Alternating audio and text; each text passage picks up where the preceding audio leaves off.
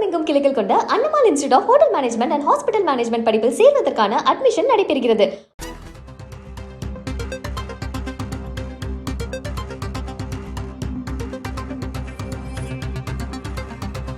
அண்மை செய்தி.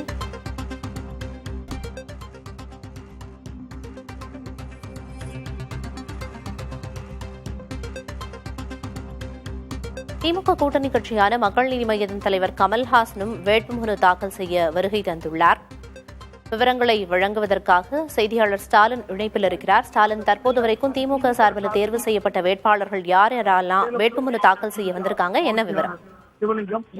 பிரியதர்ஷினி, மாநிலங்களவையில் காலியாக உள்ள 6 இடங்களுக்கான தேர்தல் அறிவிக்கப்பட்டிருக்கக்கூடிய ஒரு சூழல்ல மாநிலங்களவைக்கு 4 உறுப்பினர்கள் திமுக சார்பிலும் 2 உறுப்பினர்கள் அதிமுக சார்பிலும் தேர்வு செய்யப்பட இருக்கிறார்கள். இந்த நிலையில திமுகவுடைய கூட்டணி கட்சியாக இருக்கக்கூடிய மக்கள் நீதி மய்யத்துடைய தலைவர் திரு கமலஹாசன் அவர்களுக்கு இந்த முறை மாநிலங்களவைக்கான அந்த உறுப்பினர் பதவி ஒதுக்கப்பட்டிருக்கக்கூடிய ஒரு சூழல்ல தன்னுடைய வேட்புமனுவை தாக்கல் செய்வதற்கு தற்போது கமலஹாசன் வந்திருக்கிறார்.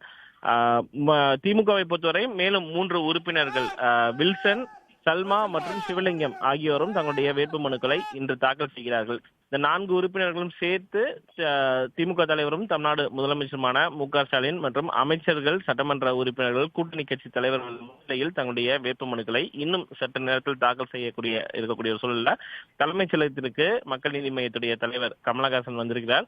அவரும் தன்னுடைய வேட்புமனுவை முதலமைச்சர் முன்னிலையில் தான் தாக்கல் செய்ய இருக்கிறார். 2024ஆம் ஆண்டு நடைபெற்ற நாடாளுமன்ற தேர்தலின் போது மக்கள் நீதி மய்யம் திமுகவுடைய கூட்டணியில் இணைந்தது. அப்போது எந்த தொகுதியிலும் மக்கள் நீதி மய்யம் போட்டியிடாத ஒரு சூழல்ல மாநிலங்களவை உறுப்பினர் பொறுப்பு வழங்கப்படும் என்று திமுக அறிவித்தது. அந்த அடிப்படையில் அந்த கட்சி சார்பில் அதனுடைய தலைவர் கமலஹாசன் மாநிலங்களவை உறுப்பினராக தேர்வு செய்யப்படக்கூடிய ஒரு சூழல்ல தன்னுடைய வேட்புமனுவை இன்னும் சற்று நேரத்தில் தாக்கல் செய்ய இருக்கிறார்.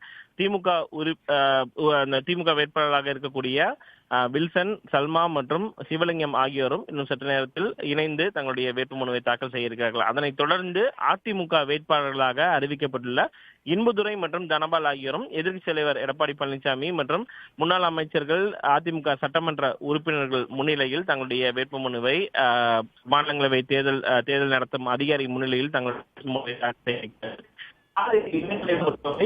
4 பேர் ஏற்படுத்தபடி திமுக சார்பிலும் 2 பேர் அதிமுக சார்பிலும் தேர்வு செய்யப்பட இருக்கிறார்கள். போட்டியின்றி இந்த தேர்தல் நடைபெற இருக்கிறது. ஏனென்றால் 6 இடங்கள் காலியாக இருக்கிறது. 6 பேர் மட்டுமே தற்போது வேட்புமனுவை தாக்கல் செய்யக்கூடிய ஒரு சூழல்ல சுயேட்சையாக ஒரு சில பேர் தங்களுடைய வேட்புமனுவை தாக்கல் செய்தாலும் அவர்களுடைய மனுக்கள் நேரடியாகவே நிராகரிக்கப்படுவதற்கான வாய்ப்பு இருக்குது. அதனால் ஒரு உறுப்பினர்களை வேட்புமனு தாக்கலின் போது 10 சட்டமன்ற உறுப்பினர்கள் முன்மொழிய வேண்டும். அந்த அடிப்படையில் சுயேட்சை வேட்பாளர்களுடைய மனுக்கள் எல்லாம் தள்ளுபடி செய்யப்படுவதற்கான வாய்ப்புகள் இருக்கக்கூடிய ஒரு சூழல்ல நேரடியாக திமுக மற்றும் அதிமுக சார்பில் அறிவிக்கப்பட்ட வேட்பாளர்கள் போட்டியின்றி தேர்வாகி இருக்கிறார்கள். ஜூன் 9 வேட்புமனு தாக்கலுக்கான காலம் முடிவடையக்கூடிய ஒரு சூழல்ல ஜூன் 10ஆம் தேதி வேட்புமனு மீதான பரிசீலனை நடைபெறுகிறது. ஜூன் 12ஆம் தேதி வரை வேட்புமனுவை திரும்ப பெற்றுவதற்கான தேதி அறிவிக்கப்படக்கூடிய நிலையில அன்றைய தினம் இந்த 6 பேரும் என்ற அறிவிப்பினை தேர்தல் ஆணையம் வெளியிடும் என்று எதிர்பார்க்கப்படுகிறது. பிரியதர்ஷினி, விரிவான தகவல்களுக்கு நன்றி ஸ்டாலின்.